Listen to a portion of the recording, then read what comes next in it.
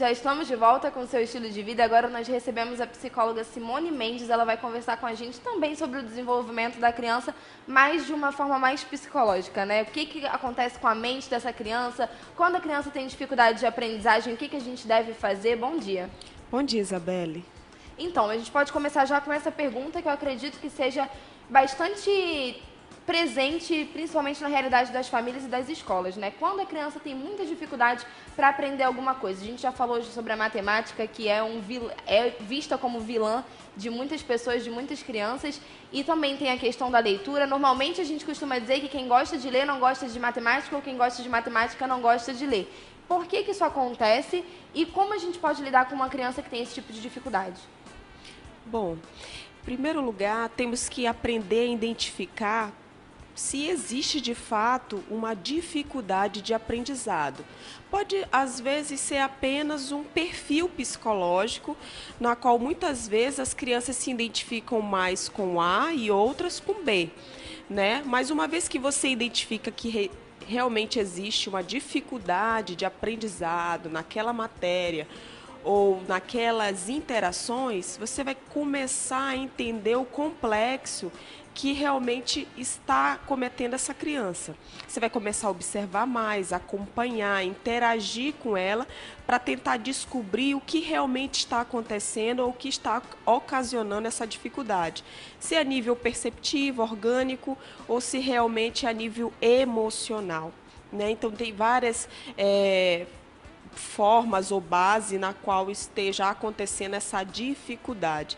E aí, uma vez que essa criança realmente tem dificuldade de aprendizado, ela vai ter dificuldades na escola e nas suas interações sociais. E nós temos uma pergunta, inclusive, em relação a trocas de escola. A troca de uma escola para outra, que muitas vezes tem um método de ensino diferente, pode provocar uma diminuição no rendimento do aluno? Porque toda criança ela precisa passar pelo processo de adaptação. Então, é claro, eu sei que os pais, sempre existe uma grande expectativa, principalmente se esses pais são muito ansiosos, são exigentes ou são omissos também. Então, eles têm aquela expectativa muito grande de começar a colher os frutos daquela escolha no dia a dia da criança, só que cada criança, dependendo se ela gostou ou não da escola, ela passa por um processo de adaptação. Ela está conhecendo, está sendo diferente, são coleguinhas diferentes, é um professor diferente, uma professora.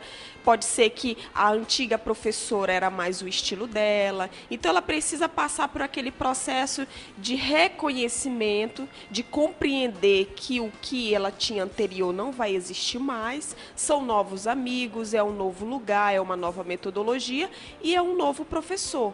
Após ela passar por esse processo de adaptação, eu acredito que naturalmente ela vai começar a interagir, ela vai começar a aceitar mais esse novo. Também tem o processo de luto, que nós costumamos falar, que é o tempo que ela precisa ter para desapegar da escola anterior, dos coleguinhas e das professoras. E como a gente pode lidar com uma criança que não acredita na própria inteligência? Isso aí já é uma questão de autoestima. A base da autoestima ela começa da infância, né? Então, a forma como esses pais interagem com essa criança, a escola na qual ela está sendo educada, a metodologia que está sendo usada, a atenção que ela recebe na sua infância, vai ser a base para a estrutura da personalidade da criança.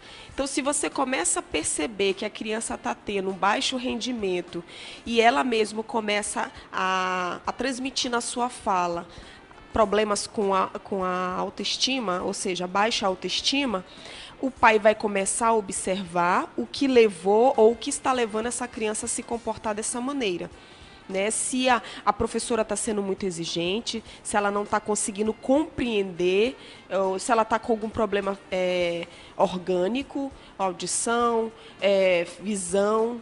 né, a percepção dela das coisas, se ela está se comparando muito com os coleguinhas, e os coleguinhas conseguem, ela não consegue, então ela começa a dizer para ela que ela não é capaz. Os estímulos, se estão sendo colocados na frente dela da forma mais adequada. Olha, a professora elogia bastante quando os colegas fazem correto, mas quando eu erro, não existe um elogio, não existe uma compreensão, existe um olhar discriminatório, e às vezes os pais também fazem isso, quando vê que a criança não está conseguindo se desenvolver na percepção que eles acreditam que é o mais correto, começa a querer comparar a criança com um outro irmão mais velho ou com outro, enfim. E aí a criança começa a acreditar que realmente ela não é capaz, que ela não dota de todos os recursos necessários ou iguais aos seus outros colegas para adquirir aquele aprendizado. E isso tem que ser cortado. Né? Isso não pode ser reforçado, porque isso vai ser de fundamental importância para a formação da personalidade e provavelmente ela vai levar essa insegurança para a fase adulta. Em relação à questão da ansiedade dos pais mesmo, em relação ao aprendizado da leitura, da escrita, ao desenvolvimento dessa criança e dos resultados concretos, que muitas vezes, como a gente já conversou aqui, os pais querem esses resultados concretos, até por não entender que o desenvolvimento está acontecendo, apesar da criança não escrever literalmente ainda a palavra em si. Então, como que esse pai pode lidar com a própria ansiedade para não pressionar o seu filho e não acelerar o tempo dele de uma forma inadequada? Ele vai buscar profissionais, vai buscar suporte, ajuda, até mesmo tratamento, se essa ansiedade está o prejudicando e também está prejudicando o convívio dele com o filho.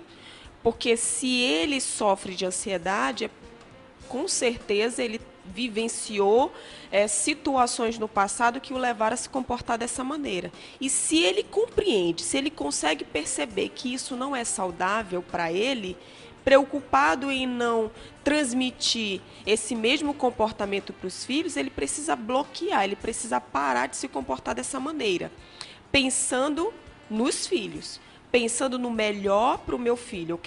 Geralmente os pais querem que os seus filhos sejam melhores do que eles.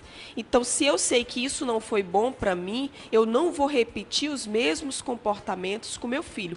Mas se eu não tenho capacidade, eu não me sinto capacitado para fazer isso sozinho, eu vou procurar o psicopedagogo, eu vou procurar o psicólogo, eu vou procurar o neuro, qualquer pessoa, uma equipe multidisciplinar, e a escola é de fundamental importância nesse papel, porque muitas vezes é os professores que sinalizam para os pais que está acontecendo problema com a criança, muitas vezes os pais não estão percebendo, por ter uma vida muito corrida, e aí você acompanhando mais de perto e procurando aconselhamento com esses profissionais, você vai saber exatamente qual é a forma mais adequada para educar os teus filhos.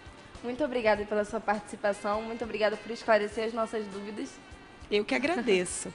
E a gente vai ficando por aqui. Antes de ir embora, eu gostaria de agradecer também a participação de um telespectador do Iranduba, que se chama Ninja, e ele parabeniza a equipe pelo programa também. Muito obrigada, inclusive, por estar sempre com a gente. Muito obrigada a você que está em casa, que está sempre contribuindo para a construção desse programa. E é muito bom quando a gente propõe um desafio a vocês aqui, que, por exemplo, participar e mandar a sua dúvida, o seu questionamento, e vocês realmente nos atendem e a gente pode fazer um bloco de entrevista ou até o programa inteiro com as suas dúvidas, que é muito mais fácil do que pensar naquilo que você gostaria de ouvir. Então, muito obrigada, é muito bom construir isso junto com você. Hoje eu vou ficando por aqui, mas amanhã nós voltamos no mesmo horário e a sua função é a mesma, viu? É mandar a sua participação, enviar pra gente, dizer todas as suas opiniões em relação ao programa que você assiste, que é feito especialmente para você. Até lá!